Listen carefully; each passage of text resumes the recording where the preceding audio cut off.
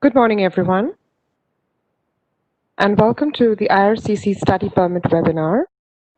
In today's webinar, we will have a presentation where we will share the latest updates and information regarding travel restrictions, exemptions, and also your study permit application processing. Once the presentation is done, it will be followed by a set of frequently asked questions. These questions have been put together based on the social media queries that we have been receiving and also queries that people have been writing to us over email. Post that, we will be addressing questions that we receive from you during the course of the webinar. I request you all to please type in your questions in the Q&A box. Please note that any questions written in the chat box will not be picked up, so whatever queries you have, please start typing them in the Q&A box. On behalf of IRCC, I would like to welcome you to this webinar today. My name is Anindita Buragohai, and I am the Outreach Officer for IRCC Delhi. And now I would request my colleague Shikhir Gupta, the Outreach Officer for IRCC Chandigarh, to take over the presentation. Over to you, Shikhir. Thank you. Thanks, Anandita. A very good morning, everyone. My name is Shikhir, and I'm the Outreach Officer at IRCC Chandigarh.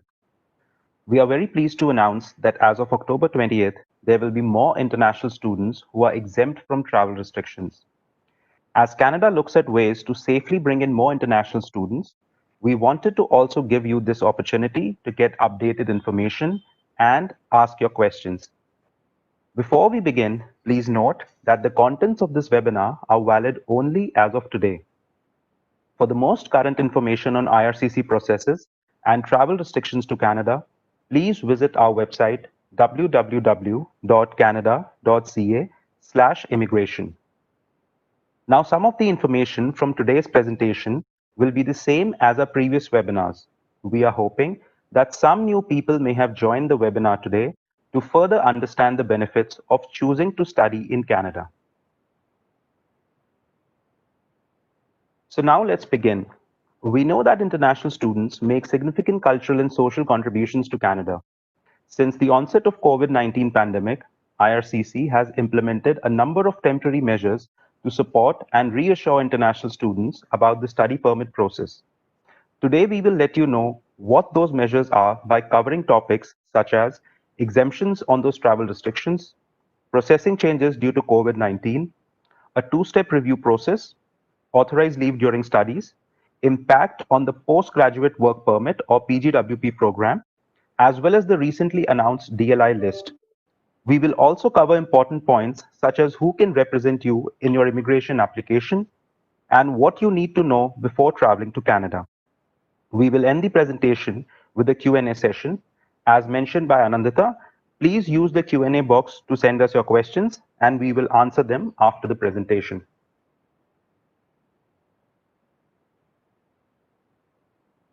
For those of you who are considering studying in Canada, we want you to know what Canada has to offer should you choose to study at a Canadian institution. So why choose Canada? First is that many Canadian universities are highly ranked in reputed international standings. Canadian college and university diplomas are recognized around the world, and the Canadian education system encourages cross-disciplinary studies to develop transferable skills such as critical thinking, teamwork, and communications. Second is that Canada is affordable and boasts a great quality of life with a low cost of living. Example, housing, transportation, tuition is lower in Canada than many other countries, including the US, France, and the UK. Third is that Canada is one of the safest countries in the world with a very low crime rate. Canada is one of the most ethnically and linguistically diverse countries in the world, with over 50% of population not speaking English as their first language. Last but not the least, if you would like to look at living in Canada after your studies, IRCC offers a postgraduate work permit to students who have obtained a diploma from a post-secondary school in Canada and are looking to gain work experience. This is an excellent way to continue to live in Canada while diversifying and developing on your professional skills. Now that you're seriously looking to choose Canada to study, or you have already done so, you need to understand that currently many people cannot travel. However, nationally, we are seeing positive changes from actions put in place to stop the spread of COVID-19. We are taking precautions, just like India, by ensuring that there is more physical distancing, mandatory mask wearing, and promoting good hygiene practices. Canada is working to slow down the spread of new cases by cautiously starting to allow more people to enter Canada. So this slide brings us to the new announcement as of October 20th. Canada is now allowing students to enter who are destined to designated learning institutions, also known as DLIs, which have an approved COVID-19 readiness plan, which is approved by the provincial or territorial government. As a part of the DLI's approved readiness plan, they are expected to provide, number one, information to international students on health and travel requirements before they arrive in Canada, help students with their quarantine plans, and provide guidance or assistance in acquiring the necessities of life, such as food and medication during their quarantine. Third, have a readiness plan to establish protocols for the health of students in the event there are suspected or confirmed COVID-19 cases at the school.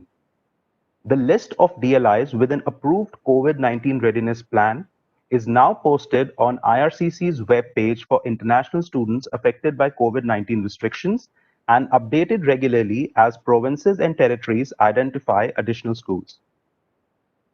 This change to travel restrictions affects all international students, regardless of where they are traveling from and when their study permit was approved.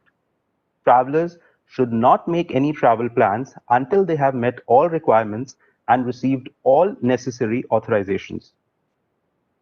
With the amended travel restrictions, immediate family members may be able to accompany an international student to Canada if their reason for travel is non-optional or non-discretionary, such as getting established in Canada in support of the student's study program. This could include a spouse or common law partner or a dependent. Accompanying family members of a student do require a letter of authorization to travel and must obtain that by writing to the IRCC COVID-19 exemption mailbox, which you can see on the screen. When writing to this mailbox, the applicant must explain why they feel they are exempted from travel restrictions. Through this slide, we want you to be clear that students who were approved before or after March 18 will now be allowed to travel to Canada, provided their DLI is on the list of schools with an approved COVID readiness plan. Their travel is considered essential in such circumstance. Please note that the March 18th important date was only applicable prior to October 20th, but is no longer relevant. If your study permit is to attend a school which is not listed on the DLI approved list, your visa will be deactivated. This means that you cannot travel to Canada at this time, as you will receive a no boarding message from the airline. We are aware of many service disruptions that are causing delays in the processing of your application. All applications received between now and January 31st, 2021 must be submitted online. This allows us to continually process applications across our network through work sharing of this caseload until operations normalize. We know that panel physicians are operating with less capacity. This means that it may take longer for you to obtain an appointment to complete your immigration medical exam. We also know that some businesses and schools remain closed or are operating at limited capacity. This means that it may take longer for you to obtain the supporting documents you need for your application. All of that being said, please be assured that we will not refuse any application for non-compliance or failure to submit the requested documents at this time. This means you do not have to worry about the deadlines specified in the request letters being sent to you. However, please note that we will not be able to complete the processing of your application until all required and requested documents have been received, so it is in your favor to submit these documents to us as soon as possible. On the IRCC website, we normally publish processing times for each of our missions for all of our lines of business. As we are prioritizing applications for people who are exempt from the travel restrictions, these processing times are no longer accurate. We are gradually bringing back many of our staff while adhering to physical distancing within the office. That being said, please continue to expect delays in responding to inquiries and uploading documents to your applications manually. If you need to update your application or submit a document, please use your MyCIC account to send us this information. This will automatically upload your documents and information into your application without any delay. Additionally, to increase efficiency, please only send one inquiry and wait for a response. Sending the same inquiry multiple times uses up more of our already limited resources, which could instead be used to process more cases. So we know that WACs remain closed at this time. This means that there is no mechanism to submit biometrics. We have started a two-way courier service with a fee of rupees 532 each way. We know that people are very anxious to obtain their visas. However, if you send your passport when it has not been requested, it will be returned to you unprocessed and at your own cost. Additionally, we may not be able to arrange for the return of your passport immediately, so be prepared for delays. Please do not send us requests for instructions. IRCC will send instructions to you via the email provided in your application. Additionally, we will post instructions on our Facebook page and the India WAC website when it is opened for everyone to submit their passports. We will prioritize processing based on the changes to travel restrictions. Applications destined to DLIs on the approved provinces and territories list will be prioritized for processing and will receive a final decision on their application if all required documents have been submitted. This means that if your application is approved, you will be issued a visa so that you can travel to Canada under the exemptions to the current travel restrictions. If your DLI is not on the approved provinces and territories list, we will only finalize applications which result in a refusal. If you meet eligibility requirements, your application will not be approved for a visa until travel restrictions are further amended or lifted. We still have cases that are awaiting approval in principle or AIP of their application. If you have decided to defer your studies or if you have switched institutions, please let us know immediately using your MyCIC account or web form if you don't have an online account set up. The AIP process was only for applications received prior to September 15, 2020 and for programs starting in 2020.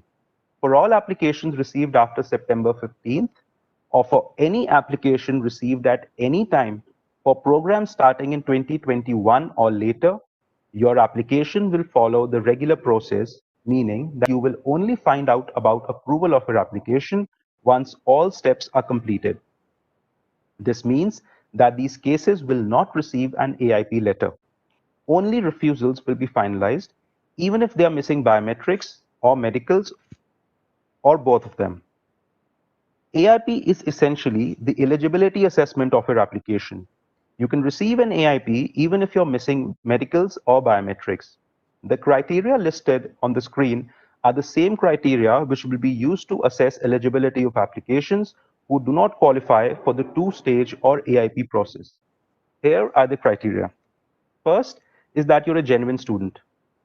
This means that you have demonstrated the academic and language capability through the submission of your previous academic transcripts and language test results, and that you're able and qualified to complete a program of study in Canada. Second is that you've been accepted by a DLI in Canada. This means that you've submitted a valid LOA or a letter of acceptance. Third is that you have sufficient funds to pay for your studies, living expenses, and transportation without working in Canada. This means you have submitted financial evidence of liquid funds to cover the first year of school and demonstrated by explanation and proof how you intend to pay for all of the remaining years of studies. Please note that if your application is refused and you did not complete your biometric enrollment, you do not need to submit a refund request for your biometrics fee.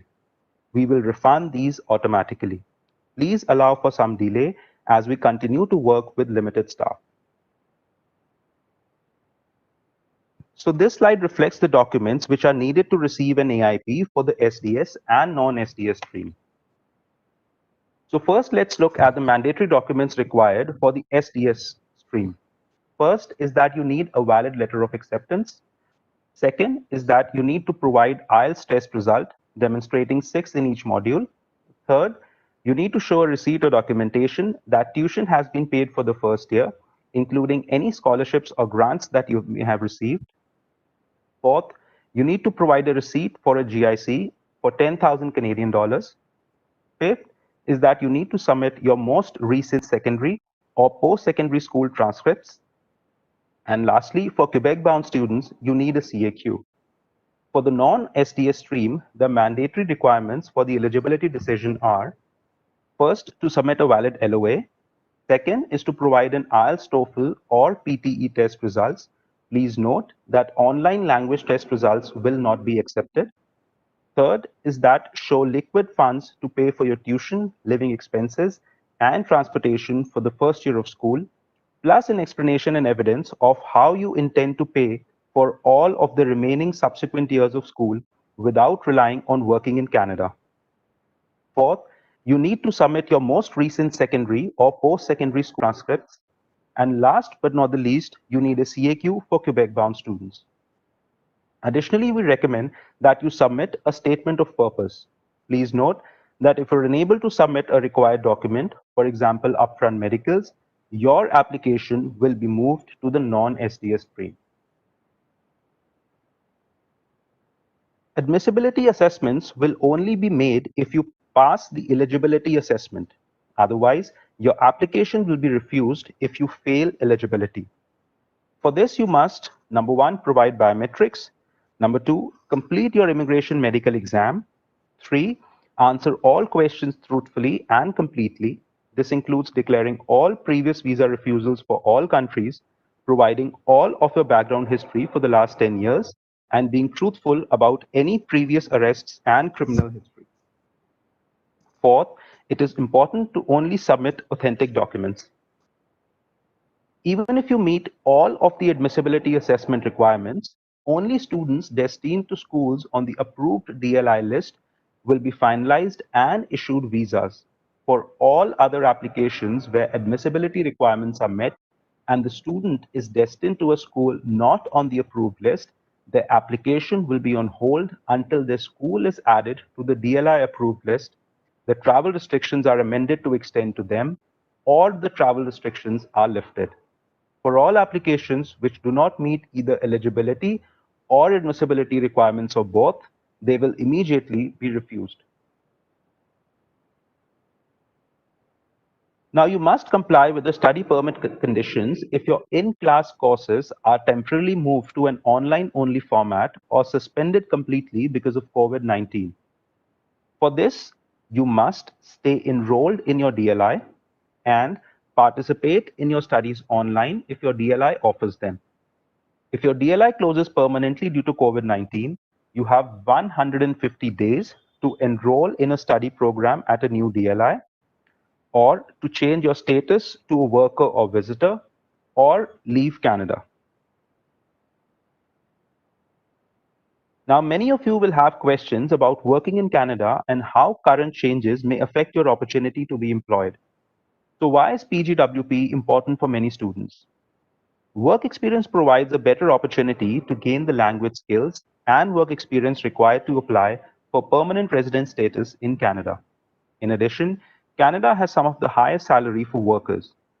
Furthermore, persons with Canadian work experience are often able to demonstrate that they have the skills, knowledge, and critical thinking required to do the job.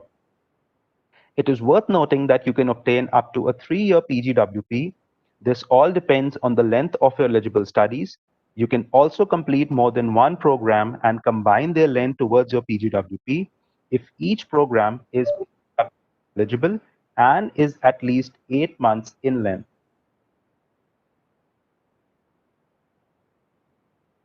So new measures have been introduced with respect to the Pgwp.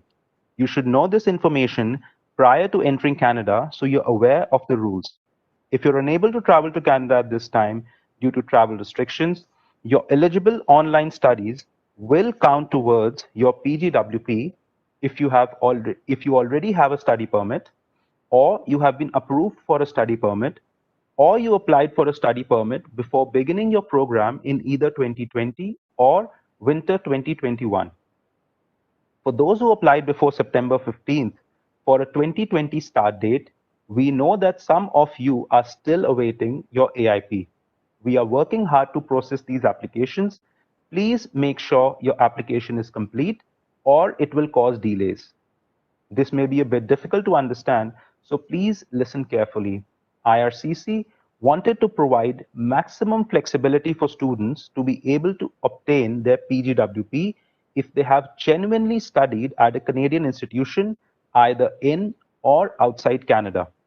If you fall in any of the situations listed, you can complete up to 100% of your program online while outside Canada if your program is between 8 and 12 months in length and you started your program of study between May and September 2020. This essentially means that taking an entire one-year program online outside of Canada may qualify the entire program for a Pgwp. In addition, you can complete up to 50% of one program online up until April 30, 2021, while outside Canada, if you will also eventually complete at least 50% of your program in Canada. Furthermore, you can complete up to 50% of two programs online up until April 30, 2021, while outside Canada, if you graduate from two different programs within 2 years of each other, and each program is at least 8 months in length, and at least one of the programs started between May and September 2020, and at least 50% of the combined programs is completed in Canada.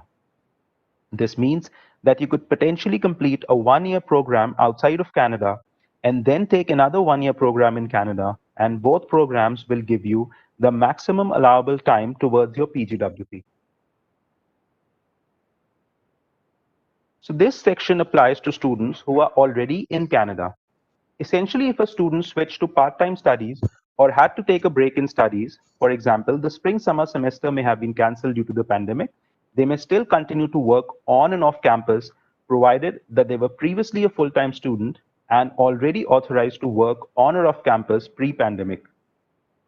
For off-campus work, the maximum limit is still 20 hours per week during the academic session and full-time during regular academic breaks. School closure, part-time studies, or semester cancellations due to COVID-19 do not count as regularly scheduled academic breaks. If you decide to study and work in Canada, you may then decide to make Canada your permanent home. To begin the process of applying for permanent residence, you must submit your profile in the Express Entry online system. This will show you how many comprehensive ranking system points you have based on your education, work experience, language ability, and other factors. On a regular basis, IRCC invites candidates with the most points in the Express Entry pool to apply for permanent residence through one of the many federal economic immigration programs. Having a plan to quarantine is a very important piece to the travel restrictions being relaxed for international students. Please make sure that you follow it. Not doing so could end up costing you or others COVID-19, as well as imprisonment, removal from Canada, and a fine of up to 750,000 Canadian dollars.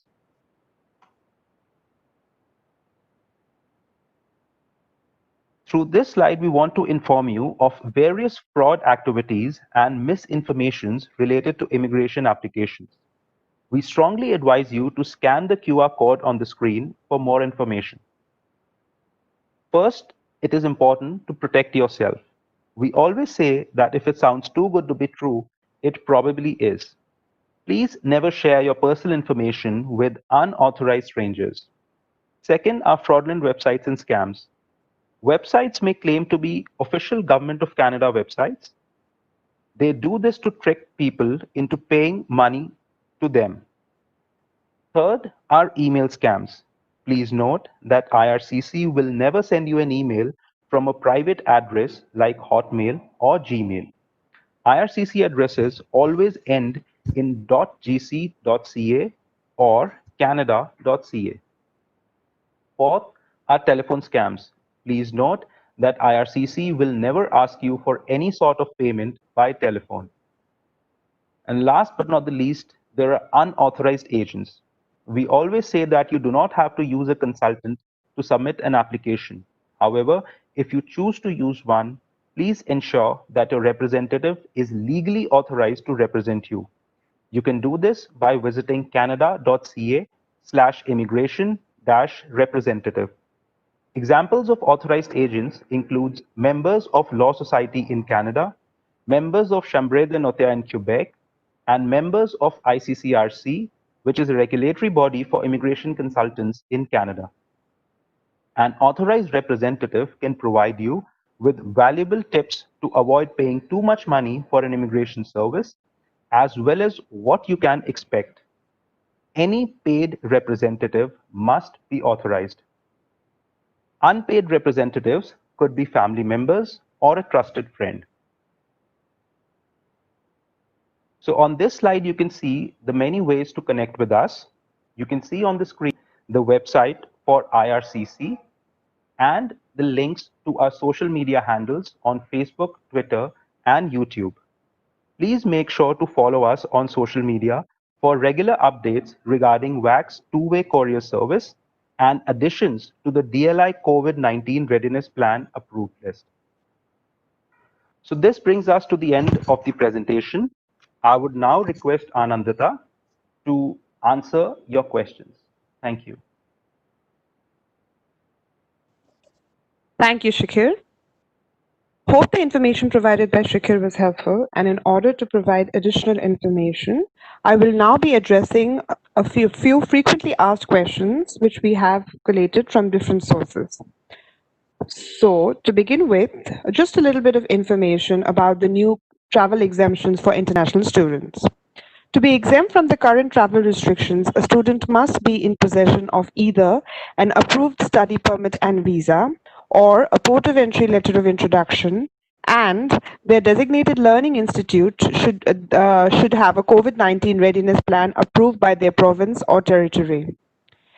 You should know that you are not supposed to travel to Canada until at most 3 weeks before the start date of your class. Coming to the questions now, I would now take up a few questions regarding the meaning of essential travel with regard to the new travel amendments and restrictions. So what do the new updates in the travel restrictions mean for international students? As of October 20th, 2020, some DLIs are now able to reopen to international students who aren't currently in Canada and who have a study permit or have been approved for a study permit and are attending a DLI with a COVID-19 readiness plan approved by its province or territory. As a student, your travel to Canada won't be considered essential or non-discretionary if your study program has been cancelled or suspended, or you're entering Canada for any reason other than to study. How do I demonstrate that my travel to Canada is essential to the airline and when I am seeking to enter Canada? You will not be required to produce any other documentation to board your flight other than your valid passport, your study permit visa, or your port of entry letter of introduction, or both. Letter confirming the start date of your classes from your DLI. Evidence of your ability to quarantine yourself for 14 days prior to studying once you land in Canada. And evidence that you have enough money to support yourself during your studies in Canada. All other students destined to DLIs not on the list, despite having reasons for not being able to complete courses online, will not be able to travel to Canada at this time. This includes students that may have previously been in Canada and were studying. So how do I know if my school is on the approved DLI list? The list is on the IRCC website. Search for the designated learning institutions under IRCC COVID-19. That's a link for our website directly. If your DLI is not on the list, please contact your learning institute directly to find out if they have submitted a COVID-19 readiness plan and at what stage they are regarding their approval. Now this brings us to a more important question, which is the two-stage processing available for winter 2021 start dates? The answer to this is no. The two-stage processing is only for classes that started in 2020. If you have already deferred your studies prior to receiving your approval in principle or stage 1 approval, you will fall under the regular process. This means that you will not receive an AIP letter and you must wait for your application to be approved at its final stage when we are ready to issue a visa. At this time, only applications to study at schools on the DLI approved list will be finalized to visa issuance. All other applicants must wait until either their school gets on the list of the approved DLIs or the travel restrictions are lifted. The next question is, I have not received an approval in principle and my DLI is listed to be approved with a COVID-19 readiness plan. Will I now receive stage 1 AIP and then later will it be reviewed for stage 2? The answer to this is yes. You will receive an AIP letter if you submitted your application prior to September 15th and are beginning your program in 2020. In addition, we will send you a request letter to submit your biometrics and medical exam if you have not yet provided them. Otherwise, if your biometrics and medicals have already been submitted, we will assess stage 2. If you pass stage 2 and your DLI has an approved COVID-19 readiness plan, we will send you a letter to submit your passport for visa issuance. So what documents should you have submitted to receive an AIP? If you were applying under the student direct stream, then the documents that you were required to submit are a letter of acceptance from a DLI, your IELTS test results demonstrating a 6.0 score in each band, tuition paid for the first year, a guaranteed investment certificate for 10,000 Canadian dollars, your most recent secondary or post-secondary school transcripts, and if you are a Quebec-bound student, then a certificate of acceptance, more commonly known as a CAQ. The documents that were required to be submitted or are required to be submitted if you are applying under the general study permit processing stream are a letter of acceptance from a DLI, your IELTS, TOEFL or PTE test results, evidence of financial ability to pay for tuition, transportation and living expenses, your most recent secondary or post-secondary school transcripts, and if you are a Quebec-bound student, you would need a certificate of acceptance. These are the same documents which are required to make the eligibility assessment for cases that do not qualify under the two-stage processing. The next question is, what if I'm missing a few documents like medicals? Will I still qualify for SDS? So the answer to this is no. If you are not able to submit all the documents as required under the SDS stream, the officer will assess your application as a regular non-SDS application. The next question is, what do I do if I cannot submit a document within the requested time frame? Upload a letter of explanation explaining why you can't submit the required documents like your proof of enrollment, final transcripts, or anything else that you're not able to submit at this time. For example, you may not be able to get these documents because offices are closed.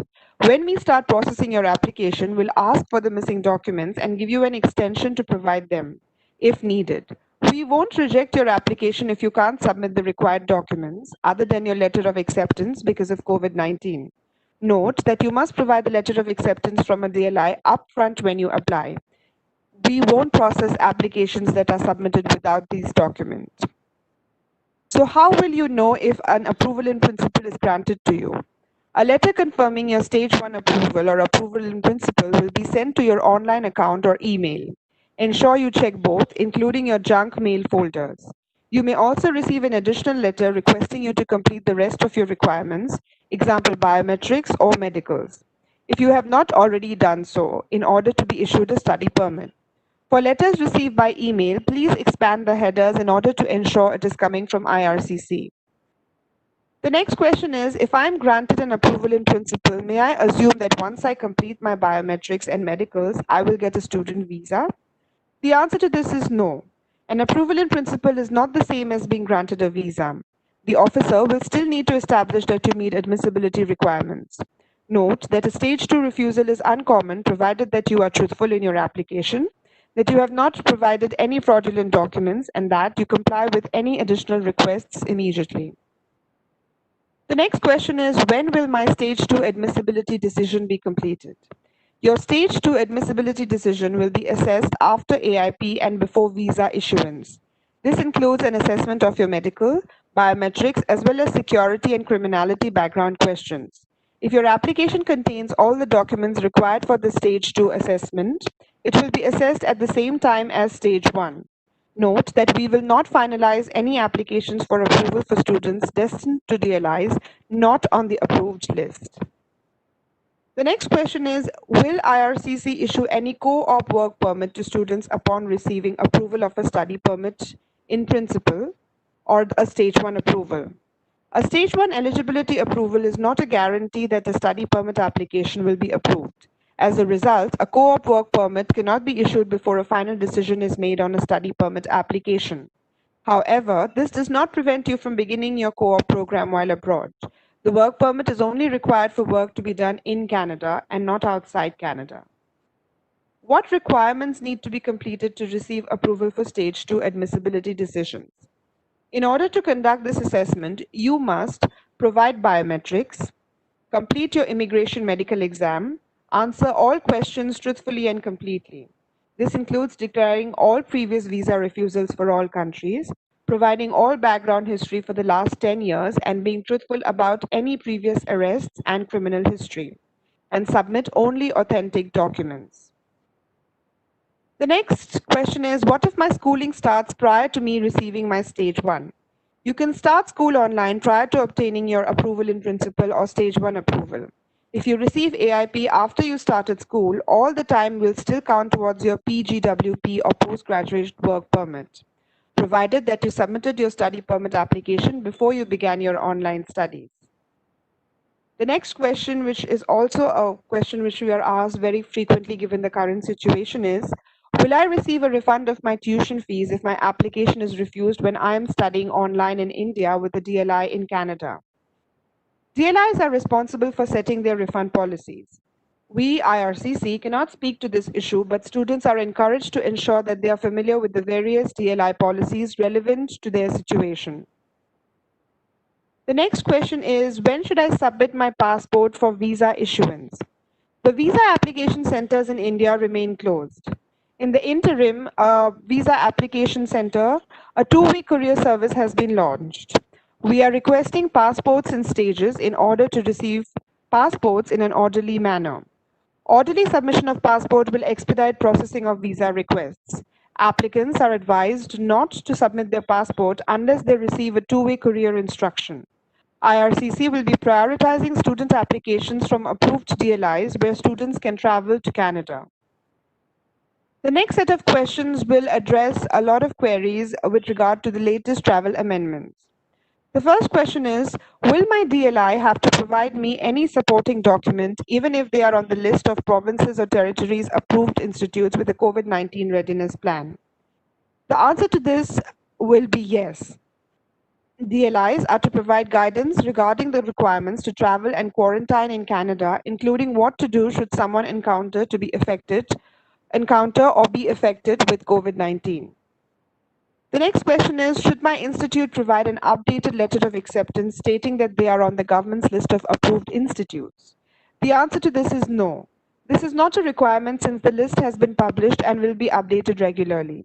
In case your DLI is not on the list, you may want to contact them to find out at what stage they are regarding their approval, as mentioned earlier. You only need to provide an updated letter of acceptance if you are deferring your studies or are switching DLIs.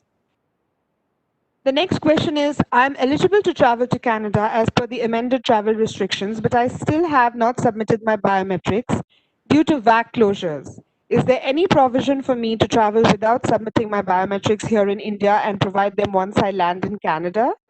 The answer to this is no. All students must submit their biometrics in order to qualify for a visa.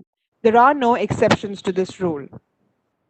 The next question is, my DLI is not currently on the approved list. Are there any chances of more DLIs being added? The answer to this is yes. The approved list of DLIs will be reviewed regularly and updated every 2 weeks. In order to keep yourself updated of the most recent list, please follow our IRCC website and also follow us on social media at Facebook and Twitter. And our handle is @Canada in India. I'm sorry. My DLI is on the approved list, but my classes are still going to be online. Can I travel to Canada? The short answer to this is yes. As per the new travel amendments, irrespective of the medium of classes, whether they are physical or online, students can travel to Canada as long as they have an approved study permit and their DLI is on the provinces and territories list of approved DLIs.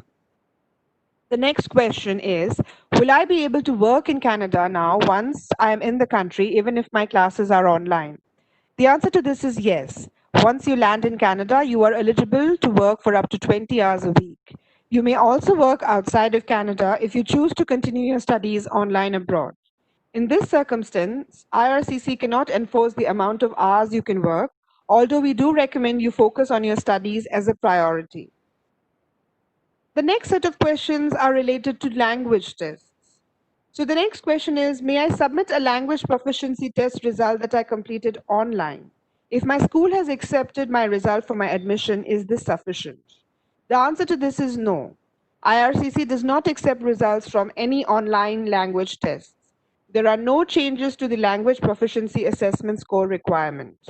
The recommended tests are IELTS for English and TEF or TCF for French. We also accept TOEFL and PTE academic test results. Test scores from Duolingo or any other online language test will not be accepted for any immigration application purposes, including for study permits. The next question is something which I have come across even in our Q&A box today. What if my IELTS score has expired or is about to expire? Given the limited availability of open test centers at this time, we will accept the IELTS results as long as they were valid on the day when you submitted your application. The next question is regarding deferring your studies, as a few of you have already done so or are in the process of doing so. So the question is, my application is still pending. What happens if I defer my studies to a later semester? If you choose to defer your studies, ensure you submit a new letter of acceptance using the web form on our IRCC website as soon as possible so we may update your file. The next question is, I received approval of my study permit but deferred my studies. How do I extend my visa? In this case, you will need to apply for a new study permit with updated information. Extensions of study permits are only granted to students already in Canada. The next question regarding deferrals is, may I defer my studies after I receive an approval in principle or stage 1 approval? The answer to this is yes. However, you must submit your new letter of acceptance from your DLI as soon as possible. If you change your course of study or decide to study at a different DLI, the officer may want to reassess your stage 1 decision. The next set of questions are related to the postgraduate work permit. The first question is, when determining if 50% or more of a program has been completed in Canada for Pgwp eligibility, how is the time calculated? The answer to this is 50% of a total program of study is calculated based on the number of courses completed in Canada. In a situation where part of a semester is completed in Canada and the other part online overseas, IRCC will consider that the semester was completed in Canada. Applicants may have to submit additional documents from the DLI. The next question is, I have already completed 50% of my program online prior to the fall semester. Will I be eligible to receive a Pgwp?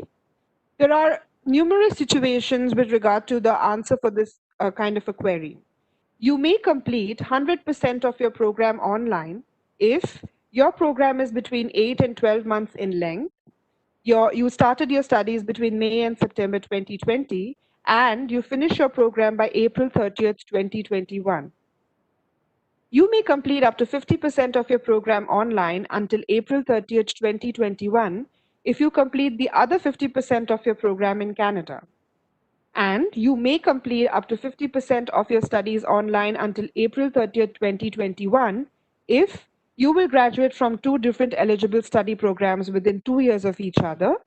One of the programs started between May and September 2020.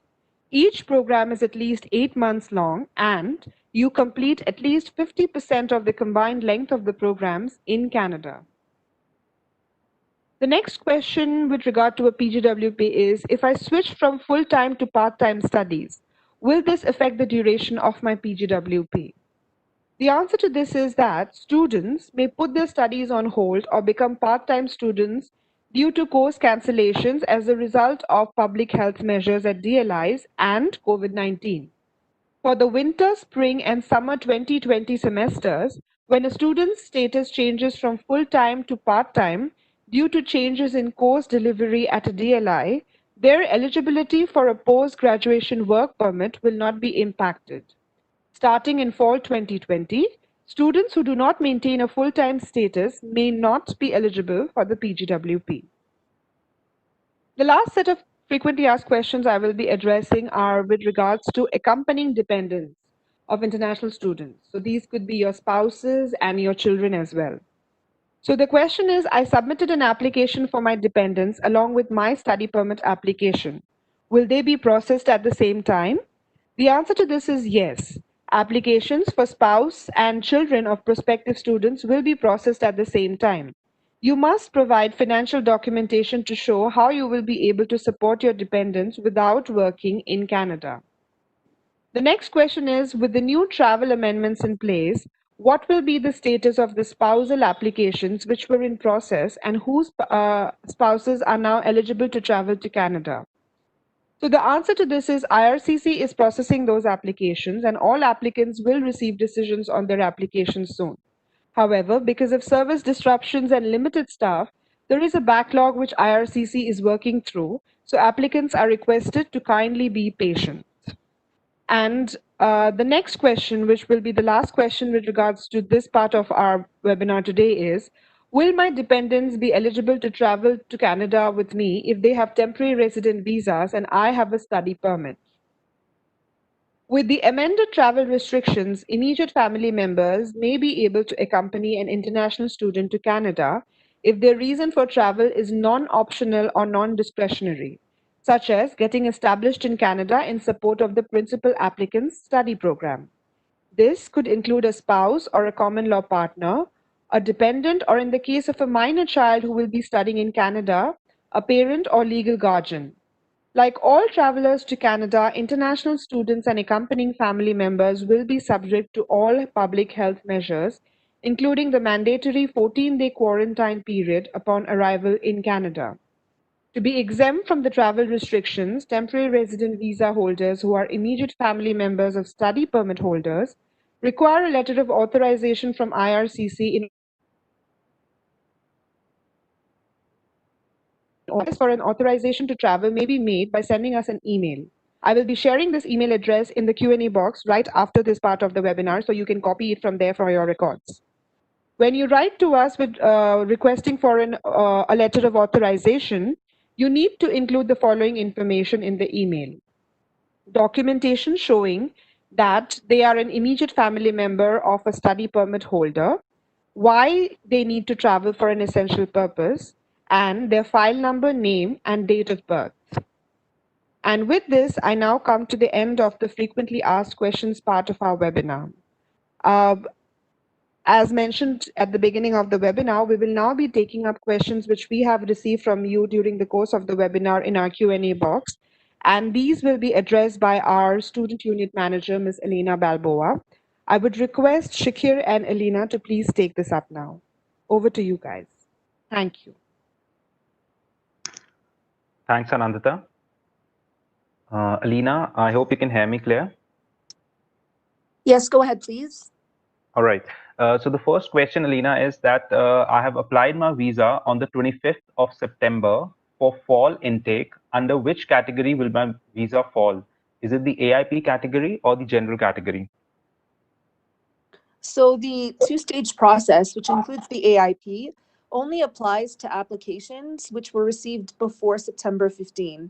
And so since you submitted your application after September 15, you will fall under the regular pre-pandemic style processing, and you will not receive an AIP letter for your application. So if everything is on file for the applications that do not qualify for the two-stage processing, this essentially means that number one, you will not get an AIP letter. You will not receive any sort of documentation to indicate whether or not your eligibility is approved, whether your admissibility is approved. If everything happens to be on file, the only correspondence you will receive from us is when we're ready to request your passport for visa issuance. So if there are other things missing from your file, certainly we will send you a request letter for those documents or information. Otherwise, just be patient. The only letter you might receive is just that passport request letter when we're ready to finalize your application. Thank you. Thanks, Alina. So the next question is, when will IRCC begin issuing second stage approvals for students in India? Will the second stage approval begin only after VACs are completely open? So right now, the only applications which we are approving for visa issuance are the applications where the DLI of destination is on the DLI approved list. Why? Because if you're destined to a DLI that is not going to permit you to travel to Canada at this time, we do not need to expend resources, limited resources at that, on applications where it wouldn't matter if you had a visa anyways, because you can't travel at this time. So we are prioritizing essentially cases where the applicant is able to travel, i.e., your DLI is on the DLI approved list. So in terms of a stage 2 approval, there is really no stage 2 approval. The stage 2 approval is either your visa will be issued or not. And so for those cases, really it all depends on whether or not the travel restrictions will either be amended or lifted. So, and it won't so much matter anymore whether or not the VACs will reopen, because we do have this two-way passport submission for cases where we are able to issue the visa. So as of right now, I'll say that in terms of those cases, please be patient. We will let you know when we're ready to request those passports for all of those cases. But really, the biggest indicator for you is whether or not you will be able to travel to Canada. And this is really monitoring the travel restrictions on our website, whether it's your DLI that's on the approved list, whether those travel restrictions are changed or amended so that it's more broad or potentially more restricted. Thank you. Thanks, Alina. So the next question is that I have applied for study permit in August for the Jan 2021 intake. Please let me know when will the processing of an application start, as it is on the same status since then. So for applications that are for 2021, I can tell you that my office in particular has already begun processing those cases. So it's not as if we're holding up cases for 2021 start dates. You know, the priority really is to get all of the cases done for 2020 first. And I know that some offices with larger workloads are still trying to work through that workload. So we really ask all of our clients to be patient. Now, you may not have received any information or updates on your case because your case doesn't fall under this two-stage process, right? So you shouldn't be expecting any type of documentation from us, really, if your case is complete, other than potentially a passport request letter when it's ready for you to travel, when we're ready to issue that visa. So this could be a reason why you just haven't heard anything or any updates on your case. But that's not to say that there hasn't been any movement on your case, because there may have well been. Thank you. Thanks, Alina. So the next question is that for students who've already received their AIPs and have a biometric instruction letter that has already expired, what can we do about that expired letter? So all of the biometrics request letters have had their expiry dates extended only because the VACs remain closed. And frankly, it would be a waste of resources to have to reissue these letters. So once the VACs do reopen, they are very well aware that people will be coming to them with expired biometrics letters, and they will be accepting those. In cases where, for example, the biometrics letter may be expired for way too long, like we haven't really developed policy yet on what the time frame might be in terms of how long can these letters be expired. But certainly we will communicate to you if there are any such restrictions. And for those cases, frankly, we'll just reissue those letters. If you don't receive a letter, once the VACs reopen, the letter that you currently have is essentially extended. Thank you. Thanks, Alina. So the next question is that I have been previously refused a US study visa. Can this lead to a refusal in the second stage processing? So my number one advice to you is you should tell us about this refusal in your application, because a lot of applications get refused, and you know, uh, uh, we make a misrepresentation determination against them, and they're barred from reapplying for 5 years because they've failed to disclose specific information on their application. So number one, make sure you tell us on your application that you have had these previous refusals. Now, in terms of whether or not this will actually impact your application, it depends on what the refusal grounds are. There are refusal grounds, to me, what I would like to call fixable refusal grounds. For example, you forgot to provide me your academic transcripts, so I am refusing your application. This is fixable because you can technically reapply and provide the correct documentation. Or you didn't provide enough evidence that you have the funds to go study. This is fixable because the next time you apply, you can provide more evidence. There are some things, to me, that are not so fixable. For example, the refusal to, for your US visa could be that you were determined to be a criminal and you have a criminal background. So your criminal background will clearly impact your Canadian study permit application as well. So there are certain things that are fixable and non-fixable. For the eligibility refusals, they've determined that you didn't have enough funds, that you didn't demonstrate you were a bona fide student. You just need to submit a better application, essentially. And if you're choosing to apply to Canada the next time instead of reapplying to the US, you just need to make sure that you have all of the necessary documentation on file and that you've disclosed this previous refusal to give you a better chance at a visa. Thank you. Thanks, Alina. So the next question is that I am choosing a course of study which has 3 semesters. So how much fee do I need to pay as per the SDS rule category? It further says that generally students are paying only 2-semester fee, and in the past they have been receiving their visa under the SDS category. So please advise how much fee should I be paying?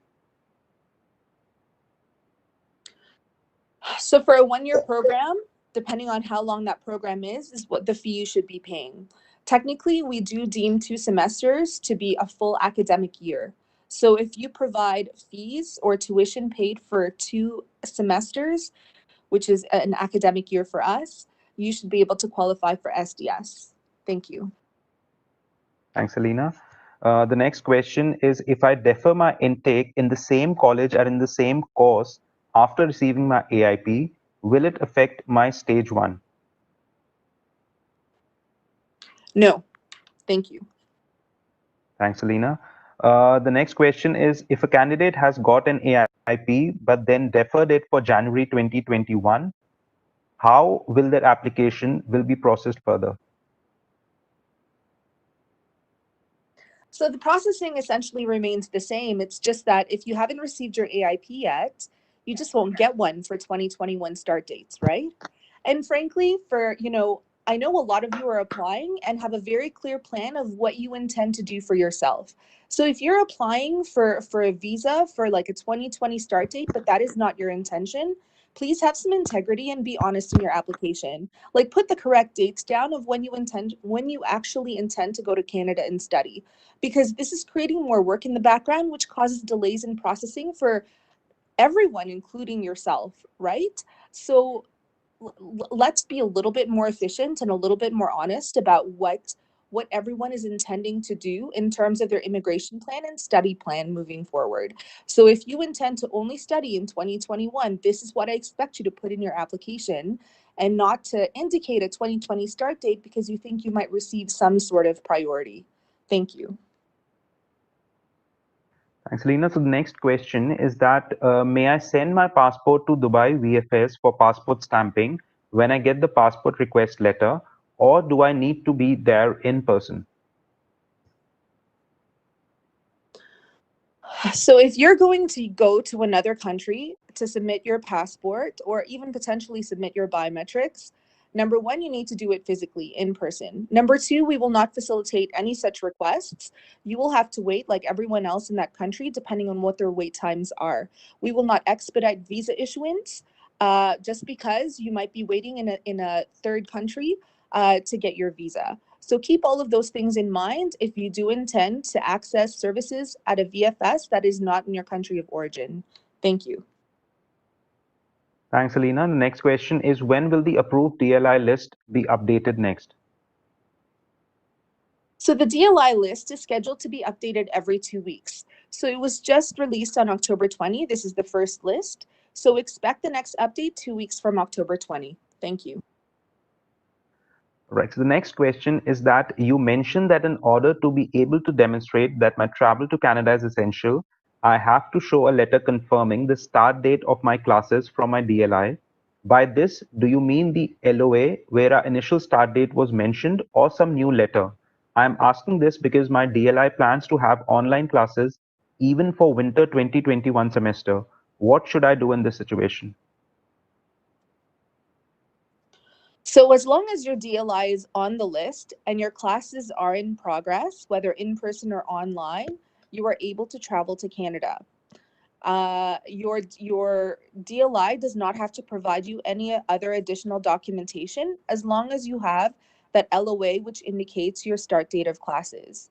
Now, keep in mind that when you do meet CBSA at the port of entry, which will be at the airport, you need to demonstrate still that you are a bona fide temporary resident who is coming for the purpose of studying. So, what does that mean? Number one, do you have a place to live? How are you intending to study? Is it online? Is it in class? Like, what is really the purpose of you being in Canada is what you have to prove that you're actually there to study. So you need to think about those things before traveling. Thank you.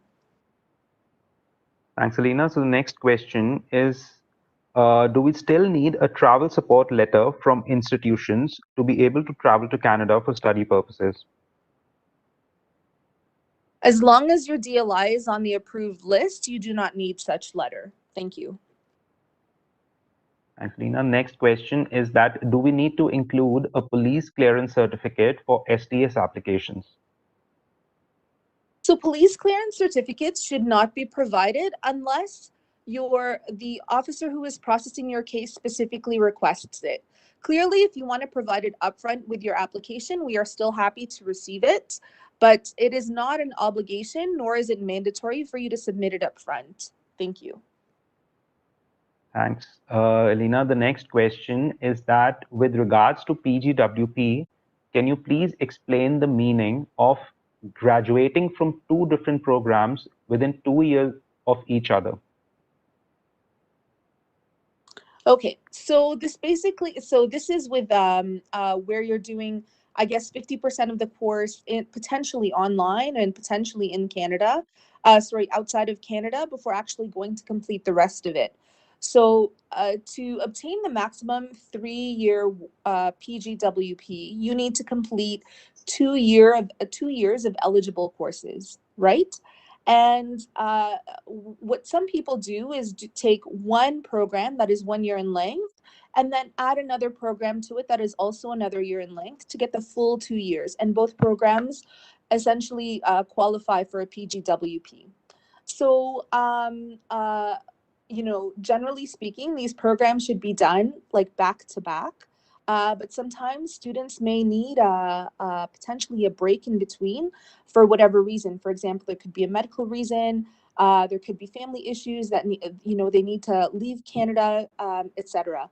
So we've provided the provision or the facilitation that in the event you need a break in between these two programs. That's why we've given you 2 years to graduate from each other. Where essentially you could potentially have like up to a year where, in case anything happens that prevents you from continuing your study, you still have a year later to complete that last program and graduate from that. I hope that's clear. Basically, your graduation date should be 2 years from each other. But essentially, what most people do is just do the two programs back to back, where it just takes up 2 years of your life back to back to complete these two programs. Thank you. Thanks, Alina. So the next question is that, do I need to or follow a particular format for writing a letter of motivation or letter of explanation, more commonly known in India as the statement of purpose? So for the statement of purpose, all I can tell you is that you need to explain in detail really what is motivating you to study in Canada, why that particular program, why Canada, and what do you expect to do with this degree or diploma once you finish, right? This is basically you stating why we should believe that you're a bona fide student who will depart from Canada at the end of their authorized stay. So explain all of that in detail to me, and as well as any other information that may be abnormal or not so common in your application that that may require that additional explanation. In terms of a format, there's really no format. Explain it well. Try to organize your thoughts in an in a manner that sort of flows, because there is a visa officer that needs to read this and understand it. In addition, just be honest. tell tell us how it is. Try not to, please don't hide anything, because if we find out, then you may be barred from reapplying for 5 years. Yeah, I guess that's the best advice I can give you. Just be honest in your statement of purpose. Thank you. All right, Alina. So the next question is, what about those students whose university is not on the DLI list? What about them? You can't travel to Canada right now, so I'm not sure what you're asking. You will have to wait for either your DLI to be on that list before we can finalize the approval of your application, or if the travel restrictions are lifted. So up until that time, or such that those things happen, there is nothing. Your application will have to wait. You will have to be patient. Thank you. All right. So the next question is that can we send our passport to the Delhi High Commission from any other country after getting the final approval from the VFS of that country? So number one, no passports should be ever sent to the High Commission, ever, ever, ever. Ever, ever, ever. Do not send us your passport. I really, really mean this, because we will return it to you. And the process of returning it to you may potentially be long, and you may be without a passport for a while. So it is to your benefit not to send us your passport directly. There is currently a two-way courier system that we have arranged with the VACs. It is a back office service, which means that the VACs still remain closed to the public. You cannot go to the VAC to access this. Okay, so you will receive instructions if we are ready to receive your passport. And then those instructions will tell you how to connect with the VAC to arrange for that two-way courier service. And that is how we will receive your passport. We will not accept your passport in any other way. Now, if you're coming from another country and wish to use this two-way courier service in India, yes, certainly this can be arranged, but this is only possible for people with addresses in India. So if you expect this two-way courier service to send you your passport back to wherever you may be, no, this is only for in India. Thank you. Thanks, Alina. So the next question is that I got my AIP through the email and it did not get updated in my GC key. Is it necessary to write a web form to IRCC to get it updated on my GC key? Okay, so you've received your AIP letter. Why on earth do you need for it to be updated in your online application? So you've received your AIP letter, period. That is the end of it. Please don't write to us because you want to see this in your GC key. You've received the letter. Please be satisfied that you've received the letter. Thank you.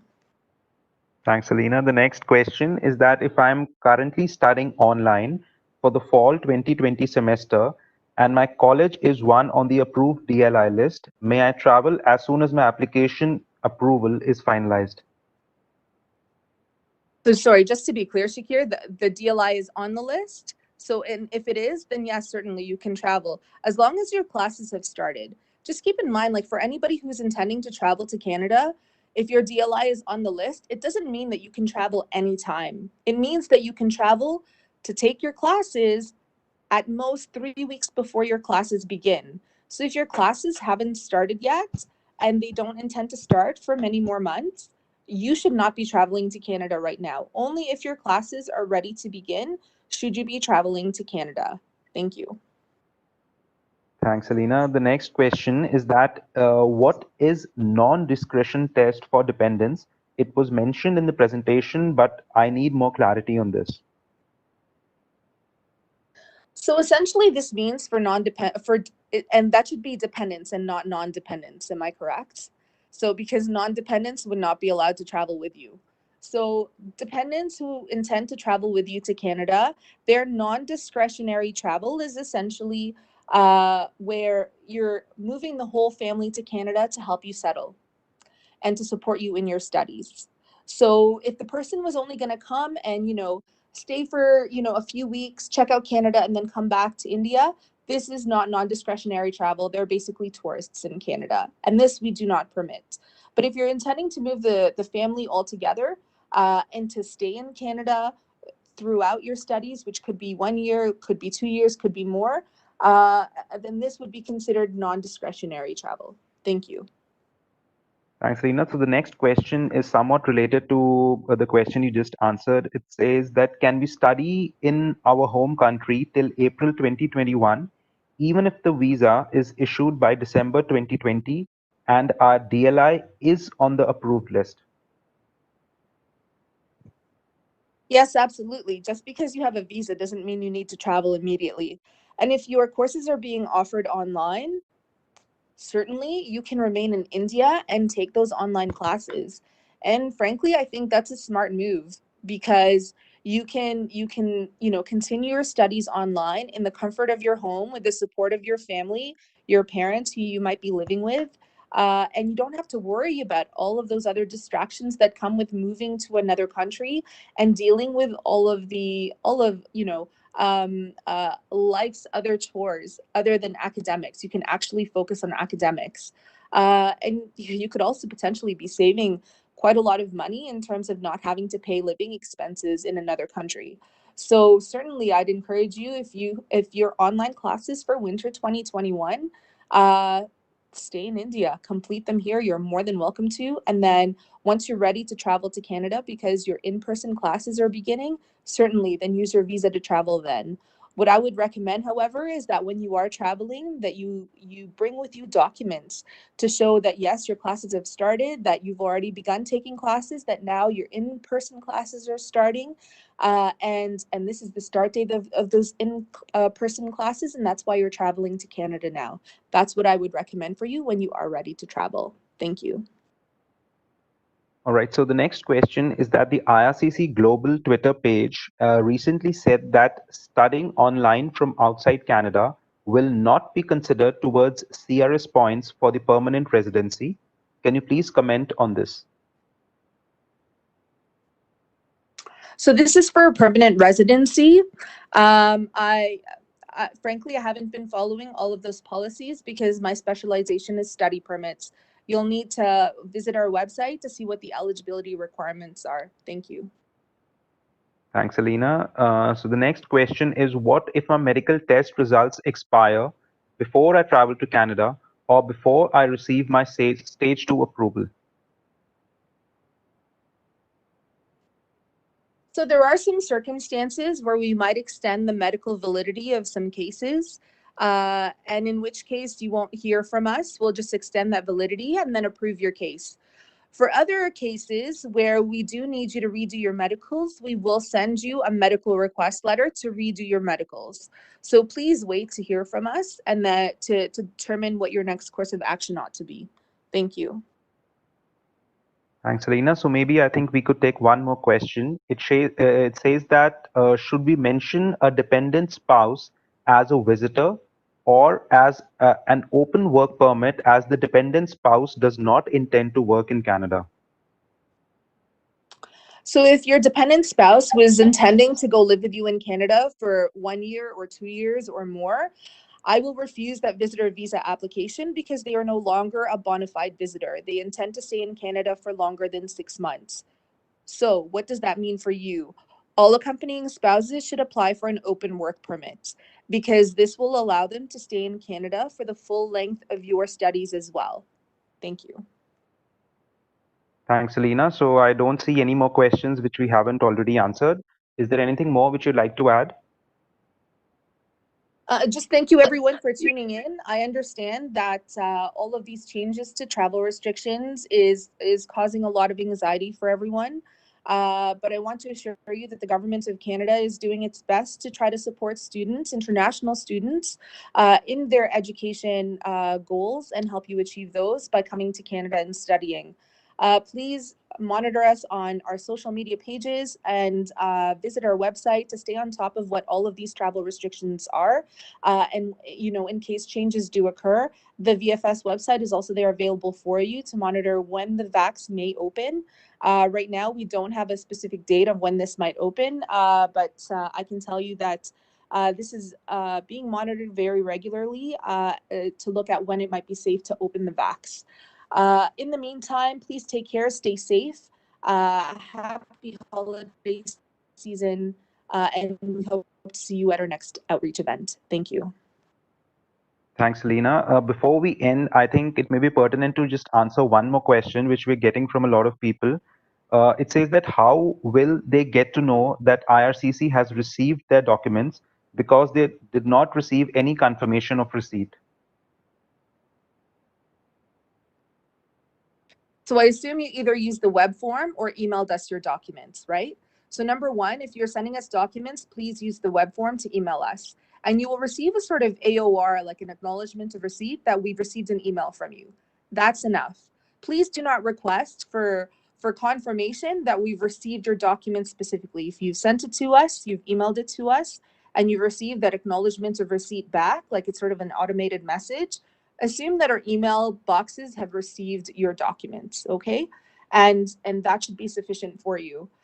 Just note that we are working with limited staffing resources right now, and to sort of have this very specific all these little services available to you, like to try to I don't want to use the word appease, to tell you all of these little things that are happening with your application, like whether we've received an email from you or not. Like we do not have the resources right now to do that.